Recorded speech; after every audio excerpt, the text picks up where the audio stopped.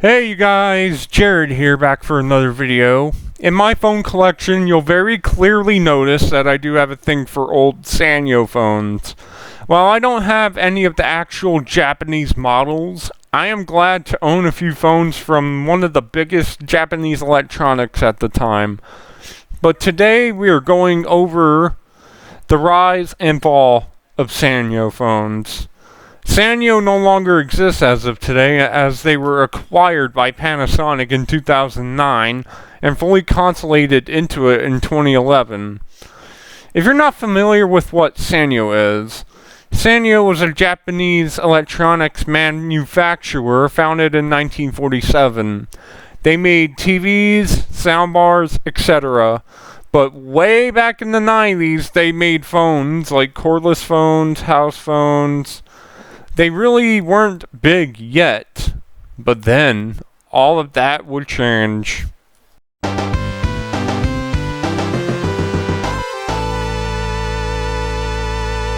The first thing we're going to talk about in the rise of Sanyo phones is that it had an early access in the CDMA market, and they were pretty popular for that back in the day. Sanyo phones were only available through Sprint in the United States. Sprint was a major U.S. carrier at the time, and they focused on CDMA markets. Sanyo's partnership with Sprint helped establish their brand with some of the most iconic phones, offering users a unique and exclusive experience. You wouldn't be able to find a Sanyo phone on Verizon, AT&T, or any other of the carriers here in the U.S. This brand of phones was a Sprint exclusive, but they did have a deal with TELUS and Bell back in the day as well.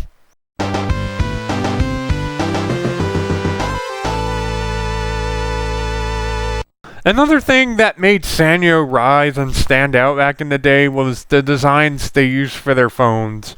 I gotta admit, I really do like the designs for these old Sanyo phones. They knew exactly what they were doing back in the day when they were still in the cell phone industry game. The SCP-4500 still looks great, 25 years later. The rare SCP-5150 still pops, even all these years later. And same with a lot of my old Sanyo phones I got in my collection. They were known for their sleek styles and their designs and features. I love the features these old phones have, even though they're not as advanced as today's phones. I will never forget the designs of these old Sanyo phones and the flips.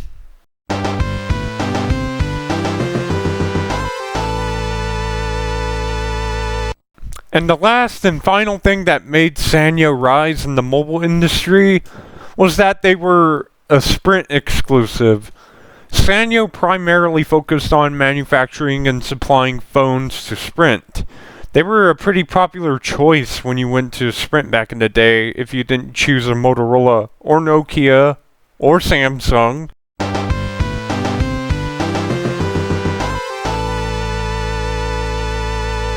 The first thing that indicated the downfall to this Japanese phone company was it really began to struggle keeping up with the competitors Samsung and Motorola. The Katana is Sanyo's belated answer to the Razr. The design I really dig, but the features felt like every other Sanyo phone being made at the time.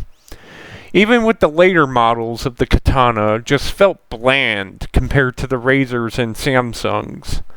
Both of their phones became way more advanced in their features compared to what Sanyo was pumping out at the time. Heck, even the T-Mobile Sidekick was way more better than what Sanyo was making at the time.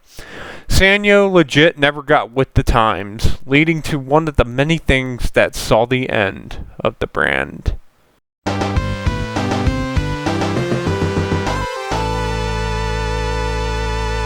If keeping up with the technology wasn't enough, they focused on the low-end part of the market, and it really did a lot of damage to the company more than it did good.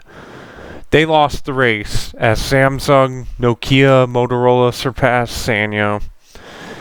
Nokia, Samsung, Motorola had a pretty strong presence in the mid to their high-tier phone market. Sanyo just, well, stood still. They pretty much dug their own grave instead of getting up with their competitors.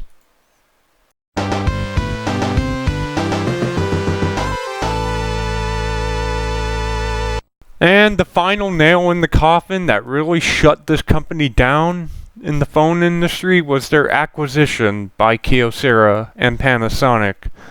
Sanyo really struggled in their phone operations, and they sold to Kyocera in 2008.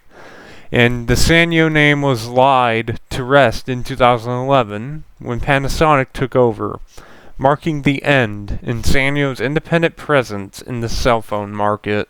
There will never ever be an era of cell phones than an era where Sanyo was churning out these nostalgic and now vintage models. These phones were a pretty nice exclusive in my opinion, but just like anything else, all good things eventually come to an end.